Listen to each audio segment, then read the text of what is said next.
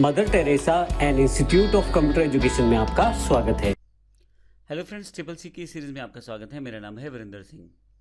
पिछले सेशन में हमने फ़ॉन्ट और उसके बेसिक्स की जानकारी ली यहाँ से, जिसमें अलाइनमेंट, रैप टेक्स्ट और मर्ज सेंटर की जानकारी भी हमने ली।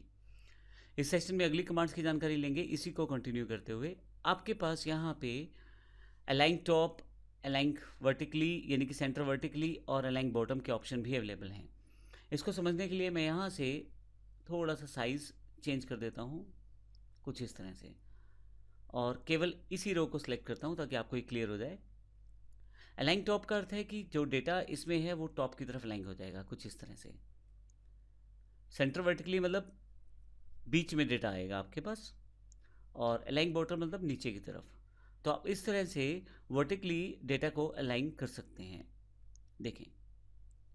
और आप लेफ्ट सेंटर राइट का प्रयोग तो कर ही सकते हैं, जैसे पहले प्रयोग कर रहे थे आप। मैं यहाँ से सेंटर कर देता हूँ और मान लीजिए यहाँ से सेंटर कर देता हूँ, तो आपका डेटा बिल्कुल सेंटर हो गया है, हॉरिजॉन्टली भी और वर्टिकली भी। लेकिन अभी मैं इसे कंट्रोल जेड करके वापस आ जाता हूँ नॉर्मल जो मेरे पास डेटा था पहले, ये देखें इस तरह से। उसके बाद जो नेक्स्ट ऑप्शन हमारे पास है वो करेंसी है। आप अगर किसी न्यूमेरिक वैल्यू को करेंसी में कन्वर्ट करना चाहते हैं तो कर सकते हैं। मैं इसके लिए एक एग्जाम्पल या फील्ड और ऐड कर लेता हूँ। यहाँ पे मैंने यहाँ एक फीस जो कॉलम है वो ऐड कर लिया है। मैं केवल इसी को सिलेक्ट कर लेता हूँ। मैं हालांकि सिलेक्ट कर सकता हूँ, लेकिन वहाँ न्यूमेरिक वैल्यू तो है, लेकिन वो करेंसी यानी कि अमाउंट से हिसाब से उसका कोई लेना देना नहीं है। वो मार्क्स हैं या रोल नंबर हैं या डेट है हमारे पास। तो अभी मैंने फीस एक अलग से यहाँ पे कॉलम लिया है। करेंसी का प्रयोग आप उन वैल्यूज़ पे करते हैं मुख्यतः जिन पे आप पैसे की कैलकुलेशंस करना चाहते हैं। आप करेंसी में अगर यहाँ फॉर्मेट एज करेंसी पे क्लिक करें तो आपका ये जो कॉलम है, जो आपने सिलेक्टेड किए हुए हैं सेल, ये सभी करेंसी फॉर्मेट में कन्वर्ट हो जाएंगे। थोड़ा सा अगर मैं नीचे आऊँ तो यहाँ पे इंडियन रुपीज़ भी दिया गया है।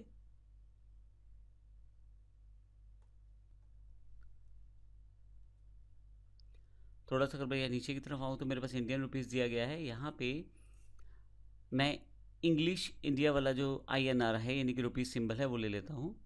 तो आप देखेंगे जो आपने फीस का जो कॉलम सेलेक्टेड किया हुआ था, जितना भी डेटा आपने सेलेक्टेड किया हुआ था, वो सारे के सारे के आगे रुपीज़ का सिंबल आ गया है।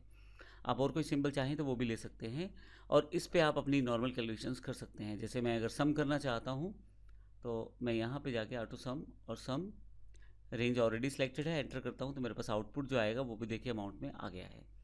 अभी मैं कंट्रोल जेड कर देता हूँ। तो इस तरह से आप यहाँ फॉर्मेट एज करेंसी ऑप्शन का प्रयोग कर सकते हैं। इसका जो शॉर्टकट हमारे पास रहता है वो कंट्रोल प्लस शिफ्ट प्लस 4 के रूप में रहता है। तो इस तरह से मैं इसका प्रयोग कर सकता हूँ। अगला जो ऑप्शन मेरे पास है वो परसेंट का है। मैं अगर किसी वैल्यूज़ को परसेंट में बदलना चाहता हूँ तो मैं परसेंट बटन का प्रयोग कर सकता हूँ।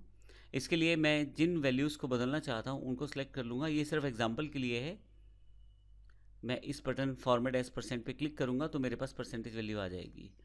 तो ये इसने कैलकुलेटेड वैल्यू दे दी है। अगर आप किसी नंबर को परसेंट में गुना करते हैं तो उसमें 2 ज़ीरो पीछे लग जाते हैं, दशमलव के बाद परसेंटेज साइन लग जाता है, लेकिन उसको 100 से गुना कर दिया जाता है।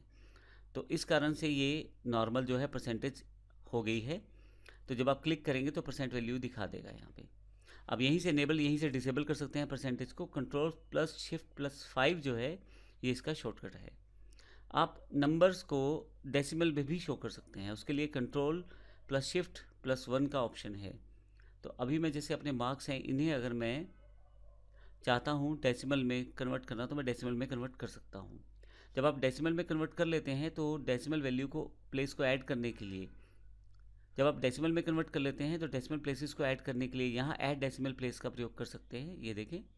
और अगर आप डेसिमल प्लेसेस को हटाना चाहते हैं तो यहाँ से उसे हटा भी सकते हैं। मैं अगर एक वैल्यू और डिलीट करूँ तो मेरे पास डेसिमल वैल्यू हट जाएगी। तो इस तरह से आप इसका प्रयोग कर सकते हैं। फॉर्मेट एज नंबर के लिए कंट्रोल शिफ्ट और 1 इसका शॉर्टकट है, और ऐड डेसिमल प्लेस और डिलीट डेसिमल प्लेस से आप डेसिमल प्लेसेस को बढ़ा घटा सकते हैं। नेक्स्ट ऑप्शन जो आपके पास है फॉर्मेट एज डेट। नॉर्मली जो आपके पास स्प्रेडशीट में डेट को यूज़ किया जाता है वो एज अ नंबर ही यूज़ किया जाता है, लेकिन इसको फॉर्मेट अगर आप सेट कर देते हैं तो डेट्स पे की जाने वाली कैलकुलेशन आपके लिए आसान हो जाती है। तो डेट को सेटअप करने के लिए आपको ज़्यादा कुछ नहीं करना। आपने डेटा जो आपने टाइप किया हुआ है, अगर मैं इसको देखिए, मैंने ऑलरेडी डेट फॉर्मेट में सेट की हुई है क्योंकि ये बटन प्रेस्ड है इस वक्त। लेकिन अगर मैं इसे हटा दूं तो आप देखेंगे एक सिंपल नंबर में कन्वर्ट हो गई है मेरी डेट। तो आपको ज़रूर ध्यान रखना है कि जब आप डेट टाइप करें तो आप इस फॉर्मेट को सेटअप ज़रूर करें। अभी मैंने सेटअप किया हुआ था तो मेरे पास जो डेटा इसमें एंटर है वो डेट की तरह दिखाया जा रहा है। डेट को सेटअप करने के लिए आप कहीं भी डेट टाइप करें, जैसे मैं यहाँ डेट टाइप कर देता हूँ। देखिए अभी ये फॉर्मेट एप्लीकेबल नहीं था, मैं एंटर करूँगा तो ऑटोमेटिकली यहाँ पे ये एप्लीकेबल हो जाएगा। ये देखिए, फिर भी अगर आप इसे हटाना चाहते हैं तो हटा सकते हैं, हटाते ही एक नंबर में कन्वर्ट हो जाएगा। तो इस तरह से आप डेट का प्रयोग कर सकते हैं। मैं अभी फिर से कंट्रोल Z कर देता हूँ इसको। अगला जो ऑप्शन हमारे पास अवेलेबल है वो हमारे पास इंक्रीज इंडेंट और डिक्रीज इंडेंट के रूप में है। इसके लिए फिर से थोड़ा सा मैं यहाँ पे जो कॉलम है मेरे पास उसकी विड्थ चेंज कर देता हूँ। अजय को मैं सिलेक्ट कर लेता हूँ। अब मैं जितने चाहूँ उतने डेटा पे काम कर सकता हूँ, लेकिन एग्जांपल समझाने के लिए मैंने सिर्फ ये सेल सेलेक्ट किया है। इंक्रीज इंडेंट से ये जो डेटा है मेरा या जो वैल्यू है वो राइट साइड की तरफ मूव होती जाएगी। देखें इसका इंडेंटेशन बढ़ता जा रहा है। और डिक्रीज इंडेंट से आप इसे वापस ला सकते हैं। तो इस तरह से आप डिक्रीज इंडेंट और इंक्रीज इंडेंट का प्रयोग कर सकते हैं। फिर से कंट्रोल Z करके इसे मैं नॉर्मल फॉर्मेट में वापस ले आता हूँ। तो इस तरह से इस सेशन में हमने फॉर्मेटिंग ऑप्शन सीखी है, किस प्रकार से हम डेट, नंबर, डेसिमल वैल्यूज़ में कन्वर्ट कर सकते हैं, और साथ ही हम इंक्रीज इंडेंट और डिक्रीज इंडेंट का प्रयोग भी कर सकते हैं। अगले सेशन में हम बॉर्डर और उसकी वैल्यूज़ की जानकारी लेंगे। धन्यवाद।